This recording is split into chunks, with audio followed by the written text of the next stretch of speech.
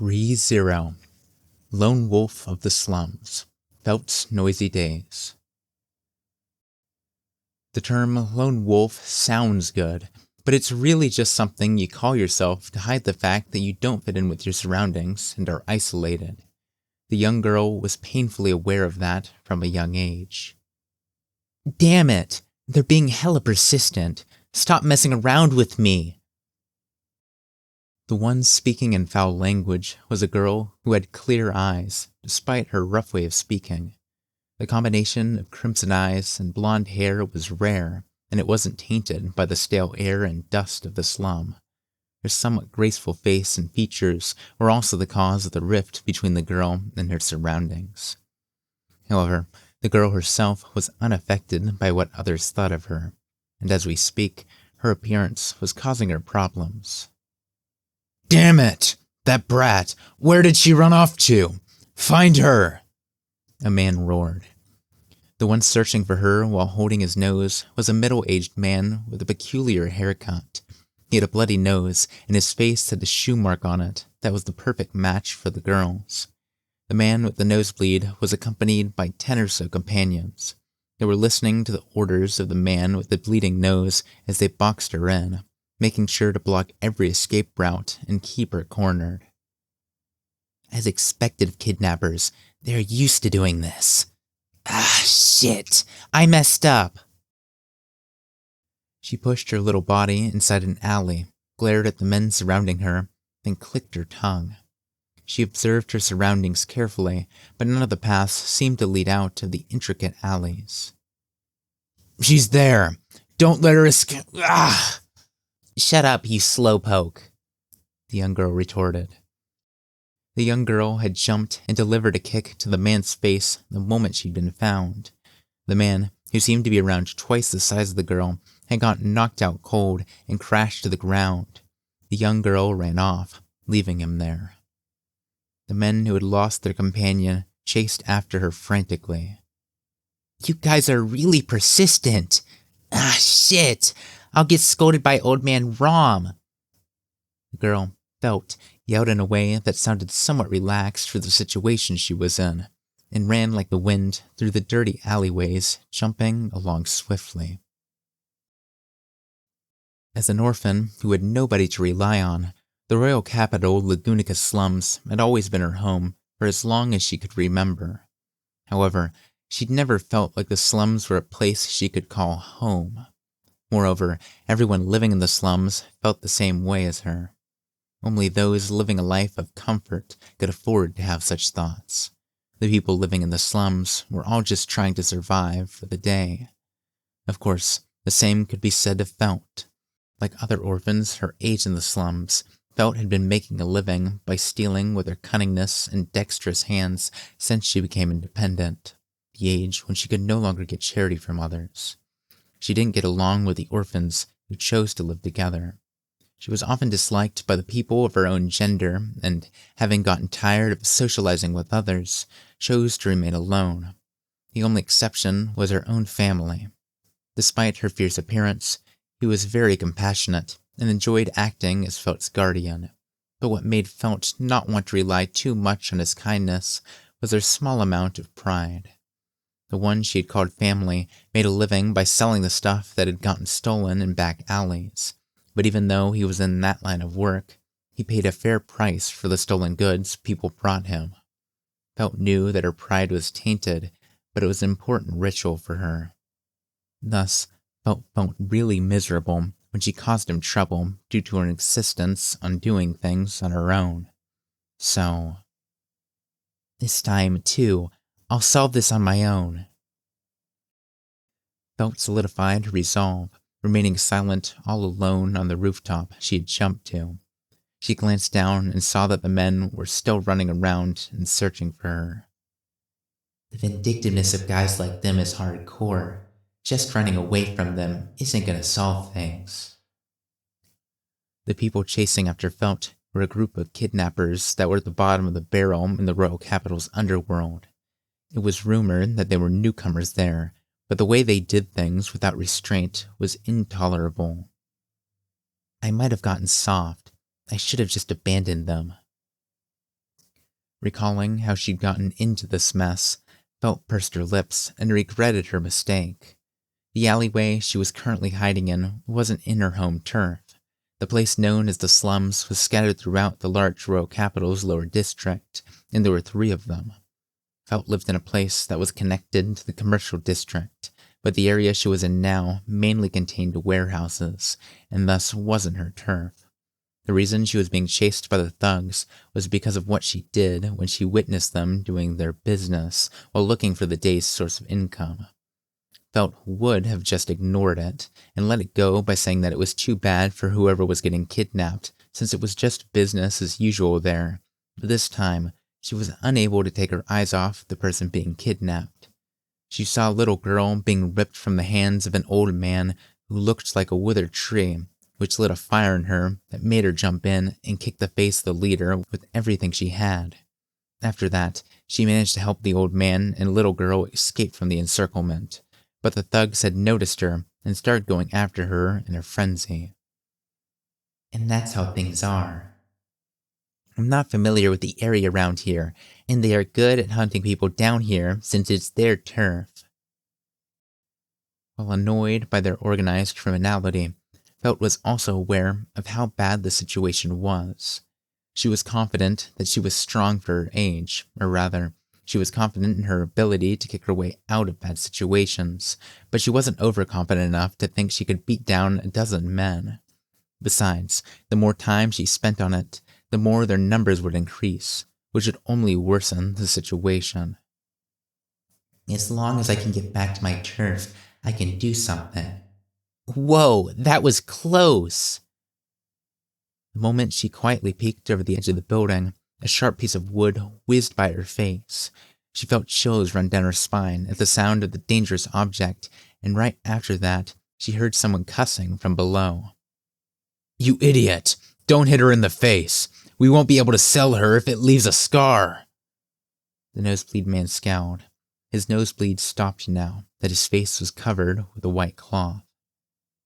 I had no idea my facial features were something that would make them happy, but if he's shouting at them to go easy on me, then there's something I can do. Here goes! Felt jumped, stomping on the face of the man who had set the ladder up and was climbing up to get her, making the rest of the men fall. Ugh! The man grunted. She didn't stop there, but continued to step on the heads of the startled men, breaking through the enclosure with the skillfulness of an acrobat. What? The nosebleed man exclaimed. She's too quick! Don't let her get away!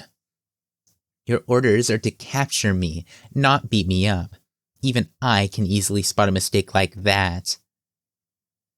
She somersaulted, while at the same time landing a kick on the last person, landing near the feet of the nosebleed man who was shouting with spit flying out of his mouth. She dodged the arm that had come flying toward her and moved in on him, then kicked him with her leg, which was rather long for her height. The nosebleed man felt her toes plowing into his flesh, his nether regions, which did a lot of damage.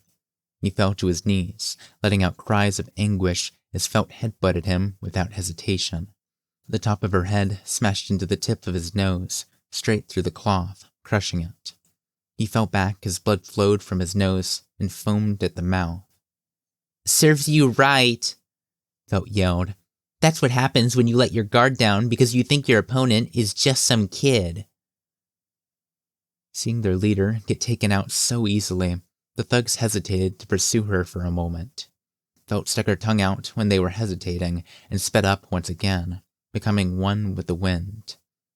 Once she had escaped their encirclement and the unfamiliar slum, she felt safe enough to take it easy. I probably won't need to deliver the finishing blow after doing all of that, right? They got their asses handed to them by a little girl, so I'll bet they'll keep quiet for a while since their reputation is more important to them.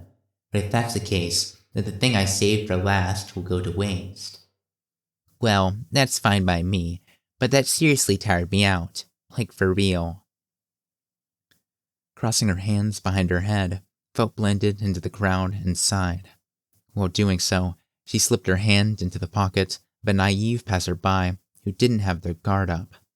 Given the situation she was in, It was quite impressive how she was still trying to earn a few extra coins. I think I might have really gotten soft. After earning a lot of coins, she went back to her turf with slumped shoulders. She was just thinking that she'd earned enough today to put her in the positive, but then trouble just had to come knocking on her door. The fact that she couldn't hide her disappointment and discouragement wasn't surprising. You put us through the ringer, but you done fucked up now, you damn brat. The man with a wicked smile on his face was the nosebleed man, who seemed proud of his victory while resting on the shoulders of his subordinates. His face was covered in even more cloth than before, and his knees were shaking, which showed just how injured he was. I'll give you some advice out of the goodness of my heart. If you're that banged up, then just go home and sleep, Felt told him. Don't make me laugh. Who the hell would run away with their tail between their legs after being humiliated so much? I won't be satisfied until I hear you beg for your life, you cocky brat. Stop acting like such a bitch just because your short nose and balls got crushed. A little whore like you will never be able to understand how painful this is, the man shouted with red eyes, his spit flying everywhere after hearing Felt's unapologetic response. The thugs around him nodded in agreement with somewhat pale faces. What a bunch of trauma queens. Felt, who didn't get what the big deal was about her act of violence, was surprised at how tenacious the thugs who chased her down and tried to cast a net around her and the part of the slums that belonged to them were. So, where did they get information about me? You seem surprised, the nosebleed man said. I'll give it to you straight. Your own people hate you, don't they? They talked a lot. I feel like you guys are the same, talking a lot like that. Whenever people like them get the upper hand, they want to give the reason why they got the upper hand away. And it's also true that the reason behind it is often simple and trivial.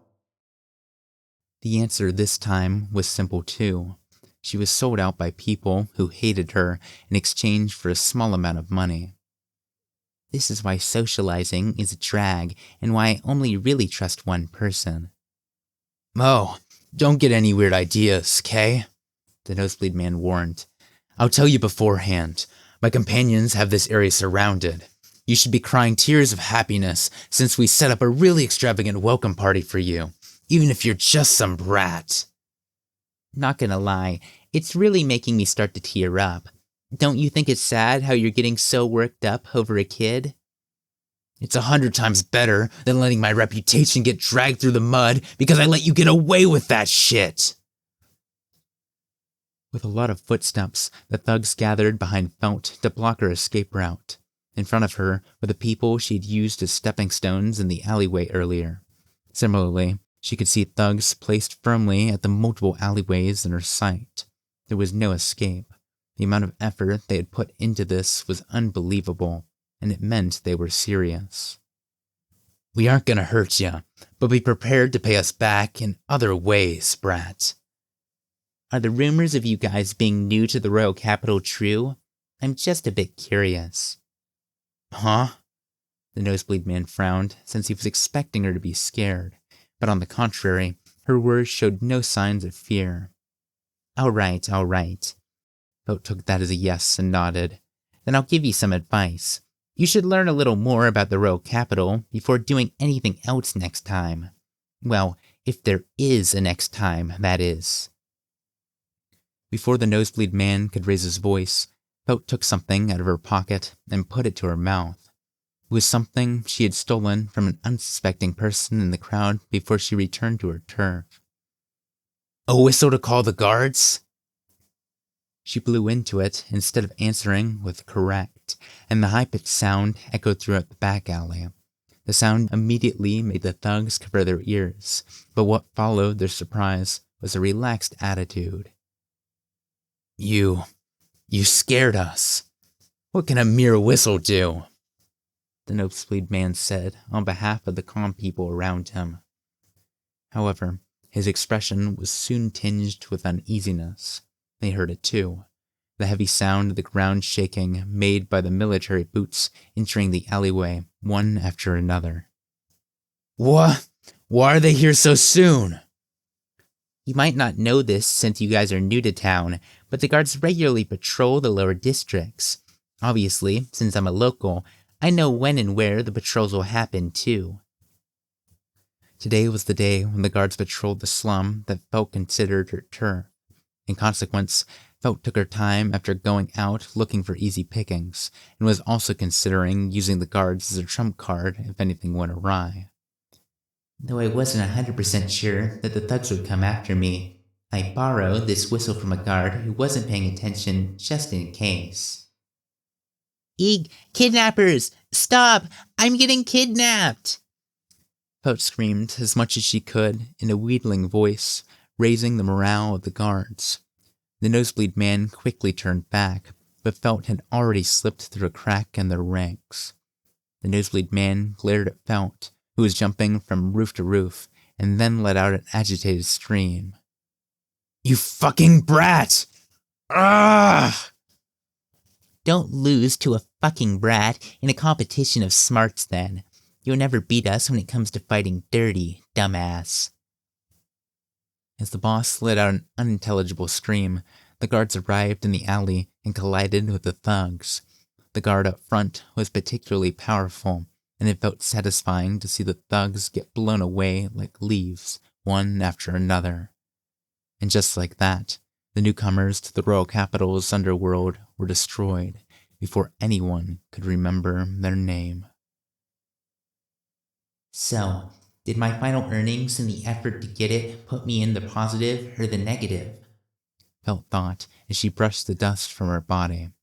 Even though she had stolen some purses along with the whistle, there hadn't been much in them.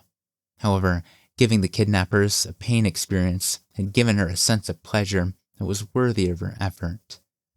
Nonetheless, the realist Felt concluded that the pleasure was only a temporary thing that didn't fill one's belly. Therefore, all I made today was the coins and the purses. This isn't enough to reach my objective at all. Felt's objective, though it was still a far-off goal since she didn't make much from stealing, was to eventually save enough money to escape from the poverty of the slum. She would be even happier if the only one she considered family was there with her when it happened. With renewed determination, Felt started walking toward the building that had come into her view, then halted her steps before she arrived. A huge figure, so huge that it couldn't be thought of as human, stood in front of the large building and was waving at her. Gosh, stop embarrassing me. Old Man Rom, I'm back. And with that, Felt ran toward her family with the biggest smile she'd had all day.